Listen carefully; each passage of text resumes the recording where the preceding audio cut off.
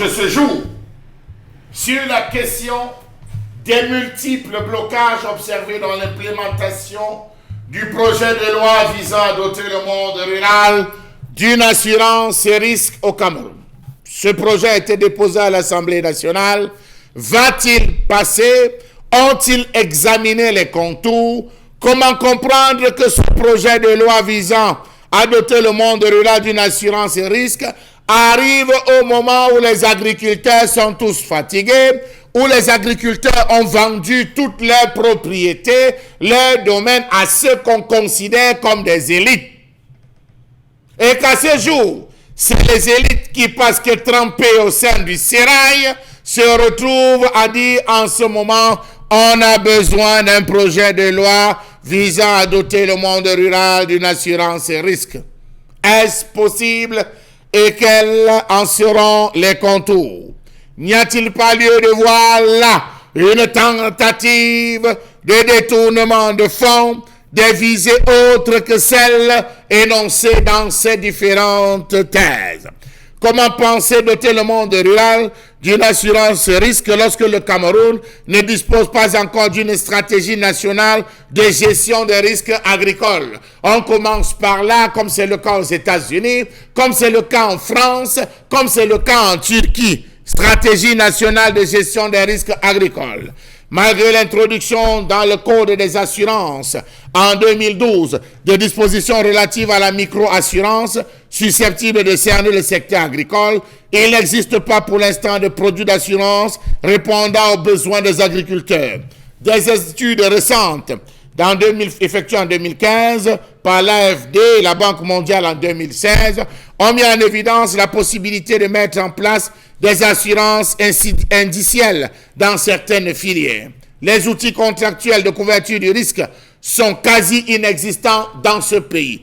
Pas de marché à terme, uniquement des contrats au comptant au marché spot, à l'exception du fonds de lissage des prix du coton.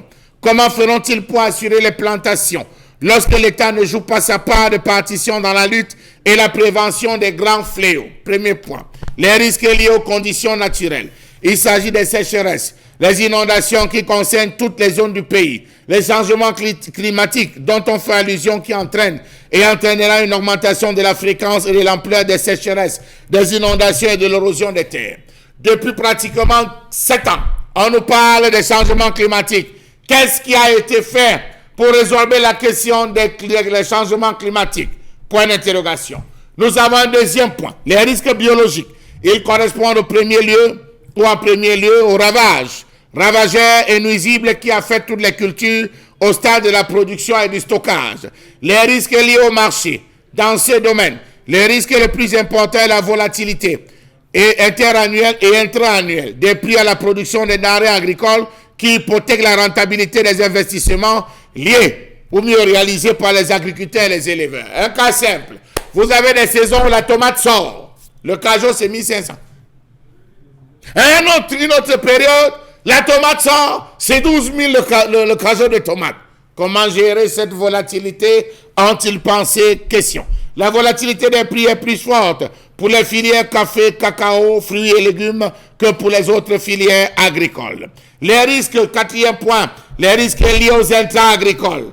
L'une des contraintes majeures de l'agriculture camerounaise réside dans le faible accès des producteurs des intrants de qualité. Semences, engrais, produits phytosanitaires, aliments pour animaux et produits vétérinaires. Le comble dans nos différentes régions, c'est que les semences qui sont minadaires ne sont distribuées qu'en période de campagne électorale. C'est là on se souvient des semences moisières, on se souvient des produits avariés, on vient remettre avec des brouettes et des pelles et des houes aux populations en disant « Tenez, tel est le don de notre champion ».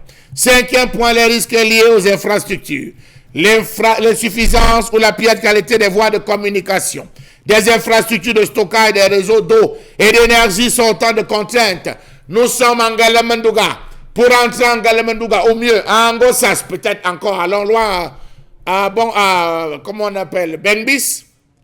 Entrer dans cette zone pour ressortir avec un manioc, c'est pas évident. En Omayos, en Dom, en cette période, ce n'est que les camions militaires qui descendent. Il y a un agriculteur qui a une plantation. Il faut sortir le manioc. Les voies de communication sont à quel niveau? A-t-il accès à de l'eau de qualité? On parle de quel type d'assurance et risques du monde agricole. 6e point, les risques liés à l'accès au crédit. Une contrainte ayant des conséquences importantes en termes de faible productivité agricole au Cameroun concernant l'accès très restreint au financement du secteur agricole. Le chef de l'État avait annoncé plein la banque agricole, les établissements de microfinance liés dans le secteur agricole. À ce jour, où se situent ces multiples projets? Question. Les risques liés à l'environnement politique et institutionnel. Ces risques correspondent aux incertitudes générées par les politiques et réglementations nationales, notamment en matière foncière. Alors là, va-t-on assurer le champ d'un gars qui loue lui-même la terre? Va-t-on assurer le champ de quelqu'un qui se débrouille et qui en bagarre au tribunal par rapport à ces différentes plantations? Que non, à ces incertitudes s'ajoutent les taxes informelles prélevées par différentes administrations sur les axes routiers. Par ailleurs, le nord et l'extrême nord du pays, les populations sont confrontées à ce problème. Les transporteurs nous ont fait savoir cela il n'y a pas quelque temps. Sortir, lorsque vous réussissez le transport, les contrôles routiers avalent une partie. Comment donc on pourra s'en sortir? Comment parler d'assurance et risque dans le monde rural lorsqu'on n'a pas encore géré les contentieux organisés par l'inventaire des outils de la gestion des risques agricoles? Le Cameroun possède plusieurs systèmes d'information spécifiques à certaines filières qui ont démontré leurs limites. Sur les marchés agricoles du Cameroun, ensemble des systèmes d'information confrontés à une insuffisance de ressources, limitant de fait leur efficacité et l'accès des acteurs économiques aux données. À ce jour, on n'a pas réussi à assurer la gestion du risque lié à la mauvaise qualité des semences parce qu'on a appliqué de manière incomplète avec certains opérateurs peu scrupuleux qui en tirent profit.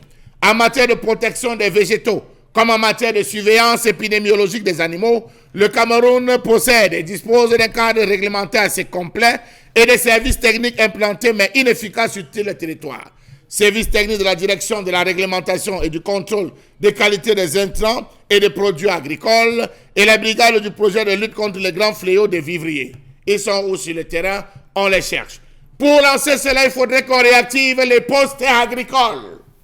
Dans chaque village, il y a un poste agricole, mais dont la porte est fermée, devenu le dortoir des chèvres qui, ça et là, disséminent leurs excréments. Il faut donc dire qu'on se retrouve à ce stade dans un embarras.